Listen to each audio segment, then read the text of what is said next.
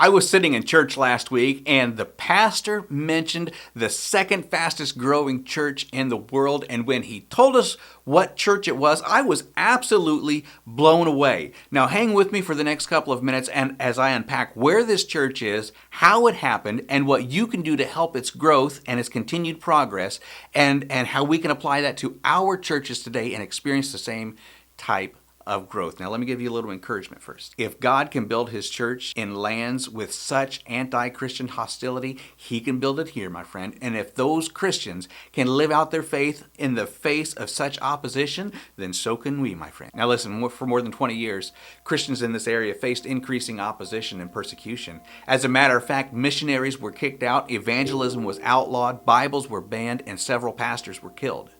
The church came under tremendous pressure, and there was fear that soon the church was just going to wither and die, but the exact opposite has happened. There were an estimated 500 Christians in this area.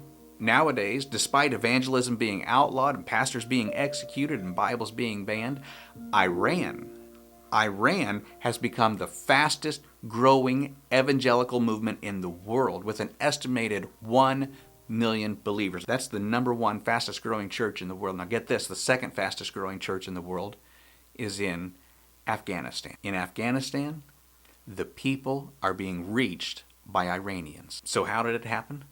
Well, we can look at Acts chapter 8, verses 1 through 4 and find out how it happened. You know, the Bible tells us back there in the first century that when the church was scattered, they went about preaching the word of God. Now listen to this. Believers from Pakistan and Iran, they went back to Afghanistan after the Americans came in response to Al-Qaeda and the threats of terrorism. Then missionaries began arriving, not coming with the Americans, but separate from the military presence, and spread the word of God. And what happened was small groups of believers began to form. That was pretty exciting, and it is pretty exciting. Then in 2006, Abdul Rahman, who was an Afghan citizen, was arrested in February of 2006, threatened with the death penalty for leaving Islam and converting to Christianity. Now the question is, how in the world would he ever know that he's a Christian? And it's this. Members of his family reported him to the police. He was arrested after police discovered that he possessed a Bible. Can you believe that? And after his arrest, he was unable to find a lawyer in Kabul willing to represent him. So when facing a possible death sentence, Abdul Rahman held firm to his convictions, and in the court of law he said, they want to sentence me to death, and I accept it. I'm a Christian, which means that I believe in the Trinity. I believe in Jesus Christ. Now, while Abdul Rahman was on trial, a number of Afghan Christians worked to bring the attention to this to the international media and to expose the suffering of the Afghan Christians, and especially Abdul. So on March 28th, 2006, the Associated Press reported that Abdul had been released, and praise God for that. And Muslim clerics, Mazari Sharif, said that we don't care. We don't care if the West drops its support of us. God will look after Afghanistan. That was in 2006. Then a guy by the name of Said Musa was one of 25 Christians arrested on May 31st, 2010. But the international community, again, they helped him reach Canada and safety. And you can read the story in the link below in the description. And then in 2014, NATO ended its official operations in Afghanistan. And when they left, most of the foreign Christian workers left as well. However, some gatherings of small believers within Afghanistan took the initiative to lead the church. And the gospel began to spread as it did in Acts chapter 8. And the Afghan church is a unique community today, mostly aged 40 and younger, but all are Muslim converts. Now, since they are a tiny church that has now doubled in size, they are considered one of the fastest growing churches in the world. As a matter of fact, they're number 2. There are perhaps 2,000 people of the church. And then we think, oh, geez, 2,000 people.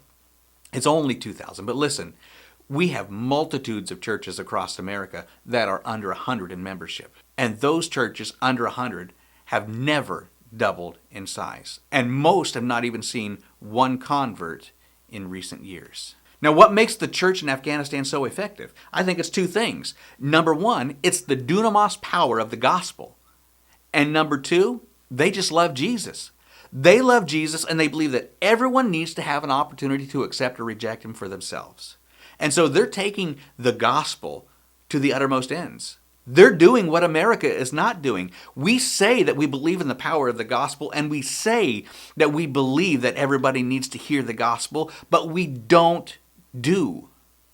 We don't take the word to the uttermost ends. We're, unfortunately, for most part, like the Dead Sea. I mean, everything's coming in, it's coming in, it's coming in, and nothing's going out. Friend, when it starts to go out is when the church begins to grow. Now, let me tell you what we can do for Afghanistan. Number one, we can pray for that small group of believers as they are walking on eggshells and uncertain of whom to trust. Pray that they'll find strength, wisdom, and supernatural peace in God's promises. And number two, pray for the displaced. I mean, there's going to be a new wave of refugees that is expected to come from Afghanistan to many parts of the world, to the Middle East and to the Americas and throughout.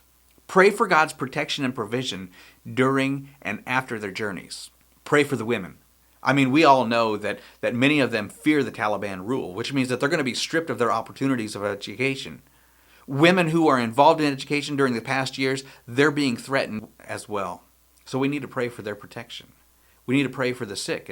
And just like here in America, COVID-19 is being underreported by the international media.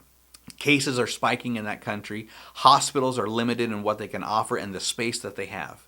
And there's no certainty as to how the healthcare system will be able to sustain itself underneath this new Taliban government. So pray that the healthcare system will not collapse.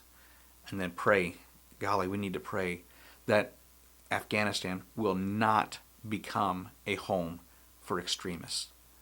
The Taliban government of 20 years ago are known as enablers and extreme Islamic organizations.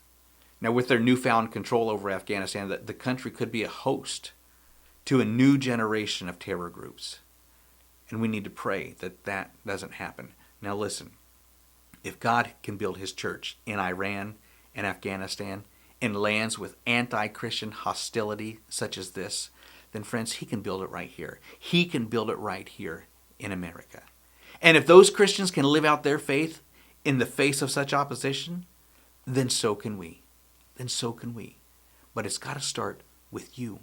It's got to start with you. The question is, will it? God bless.